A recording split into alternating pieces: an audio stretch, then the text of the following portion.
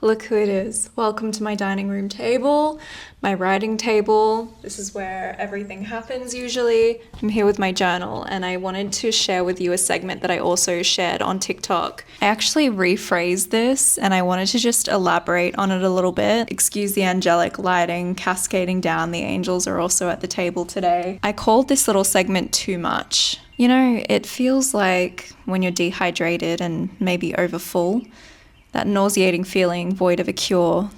Is it the offset of being overfed with all the wrong things, or is it just too much stuff? Good or bad, too much is simply too much. Too much of even a good thing doesn't make it great, it just makes it too much. Is this why we're pulling back to physical media? A return to less as the world becomes too much?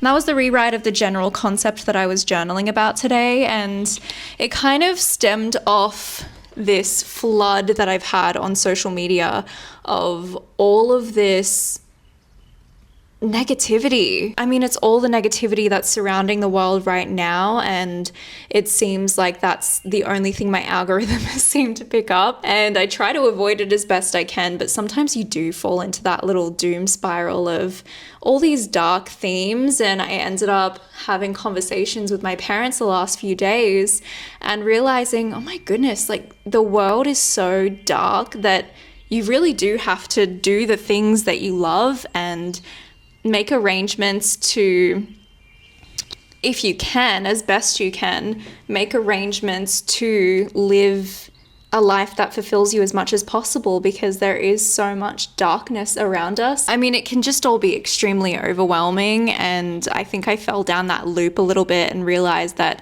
in order to come back to myself a little bit and feel less strained and tired, I have to really go back to the basics and back to the physical media side of things more than anything. I mean, I post on here, sure, but I just want to go back to mainly posting, but then consuming more of my physical content. I've had my head in books the last few weeks.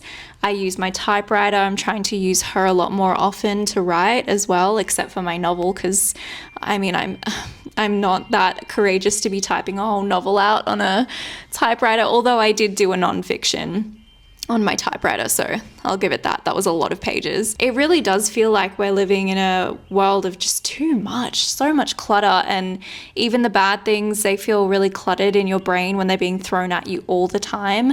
And even the good things, when there's too much of this stuff, it's just too much. It doesn't make things better or worse, it just makes it too much. It kind of runs off the theme of nothingness that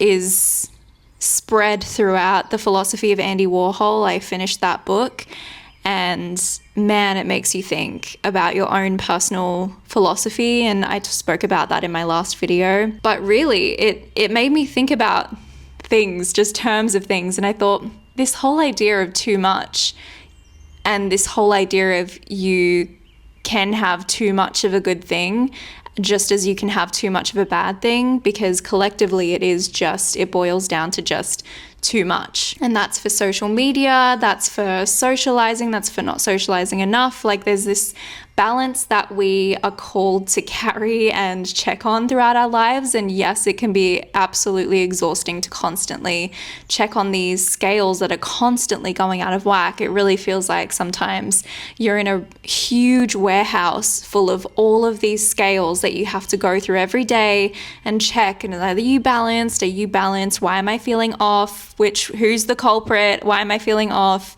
And it can get a lot, and you can end up just being exhausted and tired. And when you have so much access to all of this information, again, it's the whole thing of too much, and your brain gets overloaded and you're tired and you don't have any energy to go out and to be in the real world, because this digital space just sucks you in and drains the life out of you. And while you can just put your phone on a charger and it'll charge relatively quickly, it's not the same for us. We're not phones, we're not devices. We are human beings, highly energetic human beings, and it takes more than that. It takes more than plugging into a fast charger to charge ourselves back up after that in particular. So for me, it's really clear when there's too much in my life because I do feel that sense of, I feel dehydrated and overfull. Like I've not drunk any water for days, but I've constantly eaten too much. So I feel this heaviness in my gut, but this lightheadedness in my head.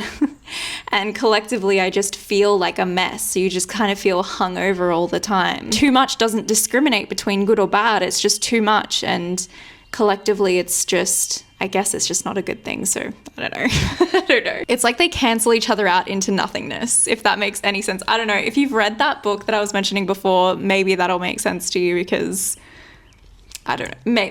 Maybe it'll make sense. Who knows? It's just an interesting theme to think about. And sometimes, I mean, I just want to know what makes you guys tick.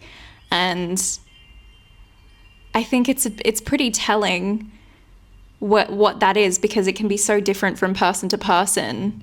For me, something that makes me feel really good is of a nighttime, of an evening, and I'm going to try and maybe wake up in the early hours of the morning when it's dark too. But when it starts getting dark, it's been really rainy here the past few days, so it's pretty much been night for days. I love when it's just that darkness where you can still see things outside, you can still see the trees, but the light it's retreating. And you've got candles lit, or the simulation of candles lit, maybe lamps, no overhead lighting, just pure mood lighting, candles, lamps, all of that kind of stuff. And in those times, I love setting up whether it's, I've got my journal in front of me. This is a new journal, by the way. I love it. It's linen bound, and it's by Bespoke Letterpress. Absolutely beautiful. I found this when I went to the shops. This was at a stall with all of this beautiful stationery, and I had to pick one up. I thought that is the perfect journal for all my thoughts, and it's been helping. I've been writing every day and putting in my Polaroids. So by the end of the year, I can imagine it's going to look pretty interesting. But yeah, when I have things like this, my book, I'm reading The Scarlet Letter at the moment. And man, the descriptions in that book are just insane. And what else?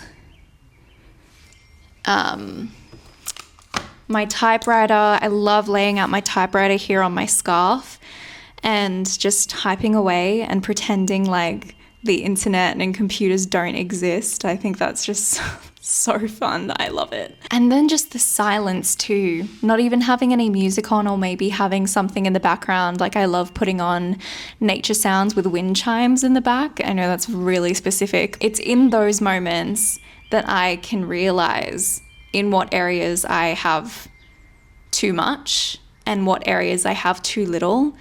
And I feel like you have to have those moments to decipher that, because you find it in between the drastics. So I can be in the thick of overconsumption, and then only when I move over to a lack of consumption, well, not even a lack of consumption, just kind of switching to something a bit more tangible, it's only then that I realize, okay, the problem is that I am maybe doom scrolling too much or taking in too much information from online, which of course it is good to be informed about what's going on, especially these days, but there's a limit. There is a too much to everything. I do want to expand on this in a poem, so I think I might, but I want to get out my typewriter and maybe I'll take you guys through my little ecosystem, my journal ecosystem maybe, while I'm here, because I know people requested that and I never made that video. Kind of said to myself, I don't even have that many journals, but now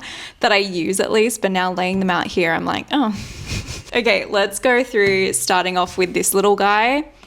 This little guy is actually, I was going to make it for my little ideas, and still when I'm on the go, I will take this with me and maybe scribble in it. But actually, I started using it along with a word app, like a dictionary app that spits out words at you every day.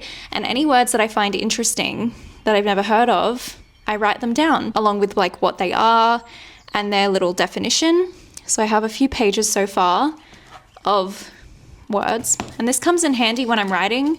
If I'm trying to think of a word off the top of my head, hopefully this will get full enough that I can just flick through it and find what I'm looking for. It's like my own curated dictionary. And once this one's filled up with words, I'll start another one of the same size. And hopefully in a while, I'll have a whole stack of these little notebooks that are filled with my own curation of words that I've found and their definitions. I feel like it's a little writer secret weapon. Then I have my journal. Of course, my new journal. As I said, she's linen bound. She's a grid format. Is this a bullet journal format? I think that's what it's called, like with the little dots. I'm no expert. Yeah, I've been writing in her every day, almost every day, and I just let it flow. Sometimes I sit down and I'm like, I have no idea what I'm even thinking about. But something always comes out, whether it's a small couple of sentences or whether it fills the page. As long as I get something down, I'm happy. So I'm trying to get into a really structured habit of doing that every day. Sometimes it doesn't happen and that's fine, but for the most part, I try to. This I actually haven't used in a while, and this is it was my manifestation journal, and I do intend to come back to this being a manifestation journal. I think I just switched up my way of manifesting and I didn't really need this anymore, but I kind of do want to write my visualizations and dreams and stuff in here because, I don't know, I've had very vivid visions lately, so it would be really cool to put them back in here. I got this book ages ago at a Melbourne market, and yeah, it's just got really cool paper inside, and I actually did a few sketches in here as well. So it's became my miscellaneous book where I did a couple of random things too, and wrote a couple of poems, wrote a couple of text bits that I cut out and put in my thumbnails. That was for a poem that I wrote on Substack. So yeah, it became a bit of a random journal, but I'm intending to take it back to becoming a manifestations journal. This one I've spoken about before. This is really my miscellaneous. Anything from little sketches to ideas to things that are helping me keep track of my writing to things that I have thought about and written down while this book's been with me. Little collections of sketches. I mean, you name it. This is a very random book. So many random things in it, and it's kind of nice. I feel creatively free to scribble in this and make it messy. It's definitely messy, and it's just full of random bits, because when you look back at memories and notebooks and things, you don't really care how messy it is. You're just intrigued by your past self, even if it's a grocery list or a to-do list or a creative dump. It's just nice to see. I think everyone should have a bit of a junk, scribbly journal that they don't feel compelled to make super, super beautiful and perfect. It's not about that. It's the beauty is in the messiness of it. My favorite book of all is my poetry book, poems. Sometimes I have an intermission sketch. One thing I love about this, and I love when journals have this, is when it's got a pocket at the back. That's one thing I wish this journal had, but I love this because if I ever have a typewritten poem or something that I really want to save, I just tuck it into the back. And I feel like it'll be super fun. I love going back through old journals with these pockets inside because you can find all the treasures that you saved that you probably forgot about. And it's just the most magical, nostalgic thing. Oh, I love it. I'm very sentimental if you haven't been able to tell so far. So yeah, that's my poetry book, and that is basically my journaling ecosystem. I love having just physical books around me. There's nothing quite like it. You can write in your notes app till the cows come home, but nothing will really, for me anyway, match the feeling of just having physical notes written down. And I also think it's just important. I am very, the idea of having pieces that are physical, that you can find, that are going to last so many years, that could be passed on for other generations to find, I think is just such a beautiful thing. And I don't think that we should lose that.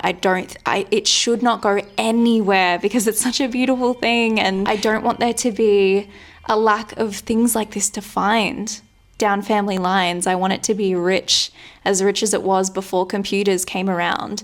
So I don't know, they're my thoughts.